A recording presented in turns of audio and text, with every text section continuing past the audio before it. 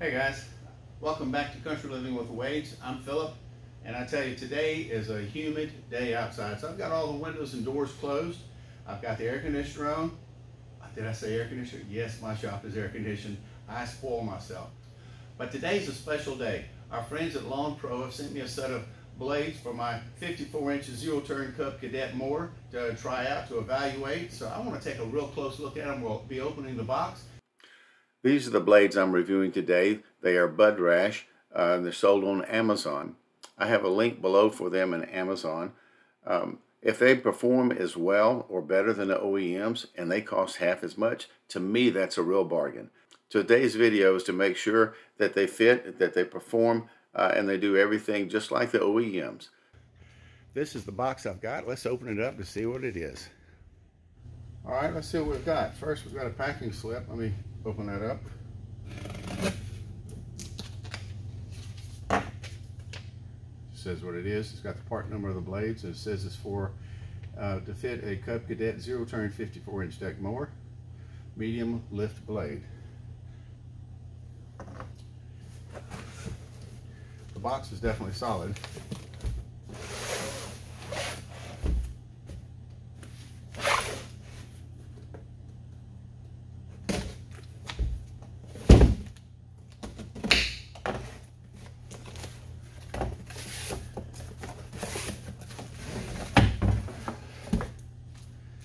So far, everything looks exactly like the OEM blades.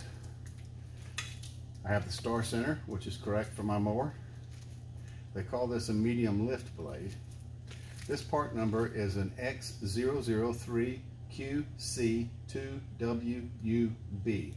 Most will say there's only two types of blade, a mulching blade and a lift blade. But then if I go to the OEM parts, it says that there's a mulch blade, a high lift blade, and an ultra high lift blade. But this one says it is a medium lift. Let's open it up.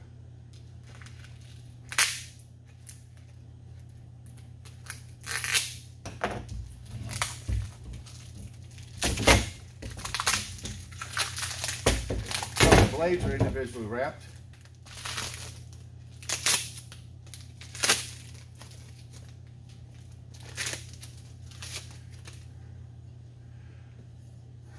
Cutting edge is this long. It only makes one cut, so it's not a mulching blade at all. A mulching blade would have a larger cut area, would have less lift, and a lot of times they'll have a secondary shredders up in this area here to finer cut the remaining grass.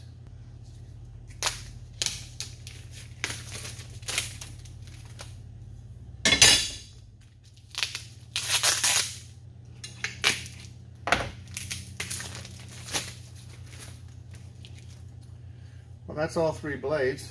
They look nice.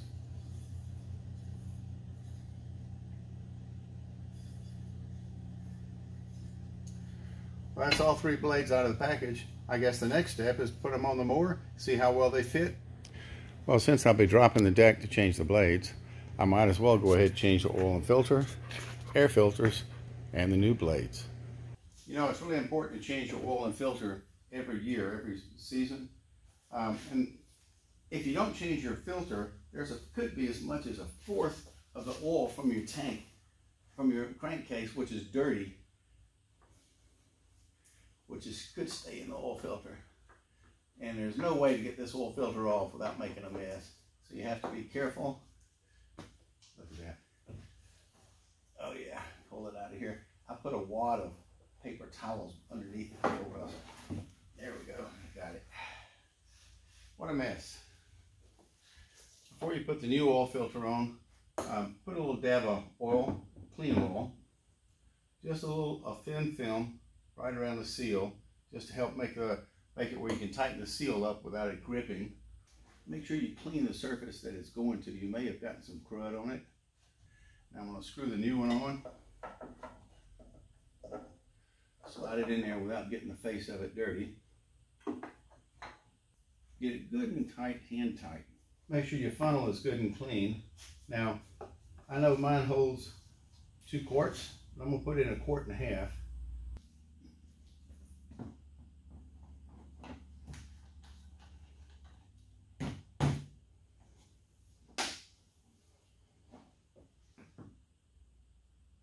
until I crank it up, there's not really any oil in the oil filter. That's about 1 3/4 quarts. I know it holds 2 quarts. I'll stop right there until I can check it after it's running. Since I have a air filter and all from last year, instead of trying to clean them and reuse them, I'm just going to replace them. Oh, look, yes, this one's pretty gummed up. And it's also got quite a bit in this. It's a good thing. Yeah. Get this on there. So now I've got the foam piece almost completely properly covered there. And it is. Now I can put this on.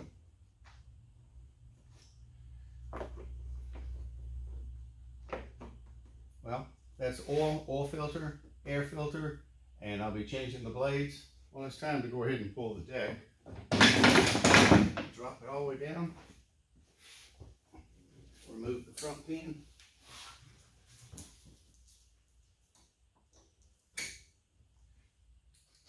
Yeah, I see you up there.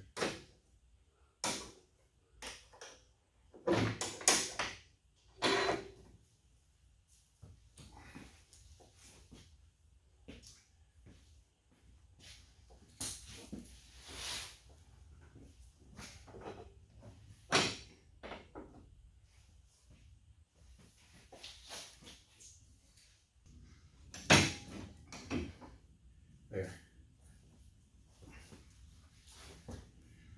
Slide it back some to take the belt loose.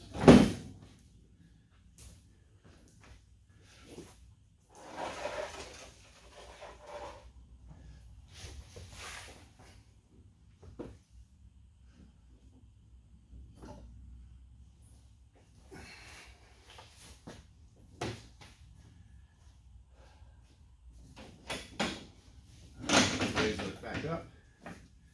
Slide it out.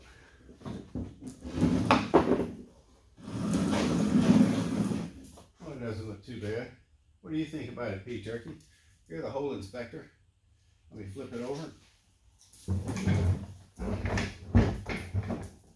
See what it looks like on the bottom side.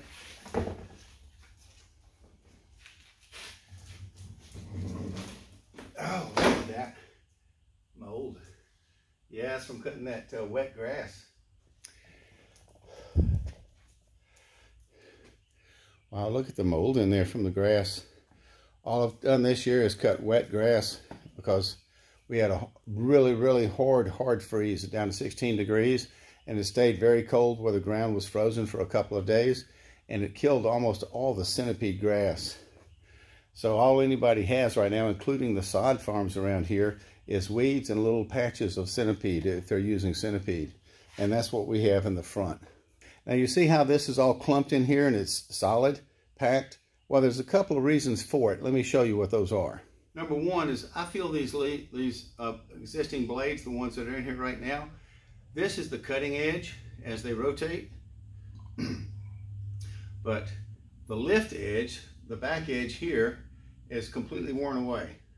Now we do have a lot of sand in our area, so there's very little lift in here, so it's not going to blow things out as hard as it normally would. In addition to it, when you're trying to cut these weeds and all that are wet, they stick, they have a tendency to try and clump up.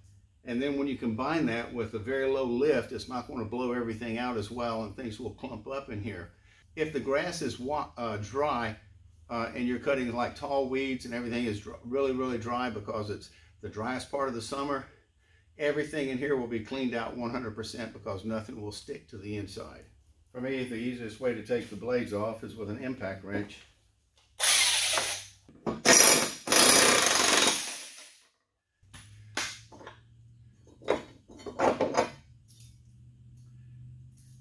Let me compare this to one of the new blades.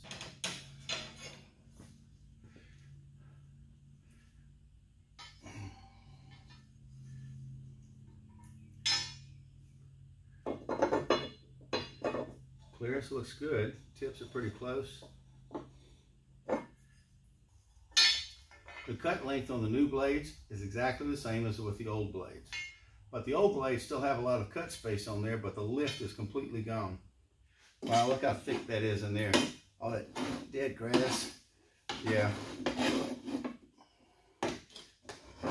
It's going to take me a little while to clean all this out, and I need to clean it out before I put the new blades on. So give me a little bit, I'll be right back. It smells like cow manure, but we don't have cows. Well, that was a mess. Let's see. I've taken all the old blades off, but the blades have to rotate around this way. I know that the fin, the lift, has to go towards this part because it has to lift a lift away from the grass. And I know it has to rotate this way. So this one has to go in this direction here. The exit is here, it has to sweep around that way. So then this one will be upside down, doing exactly the same thing. There's only one way it can go, either this way or this way. This way is upside down. The lift always has to go towards the top of the deck. Let's get the nuts on right quick. Tell you, it was a lot. I couldn't believe it. That was more than I've ever seen under a deck. So I got a tightening going on here right quick.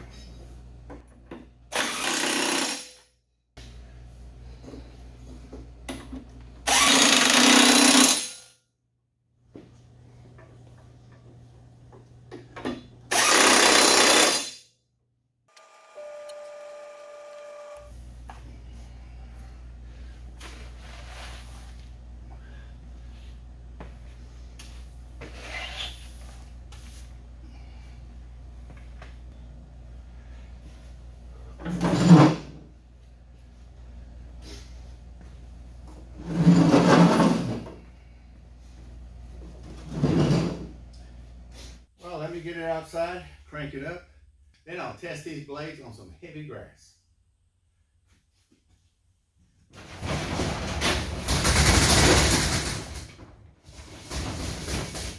Wow, the sun has come out.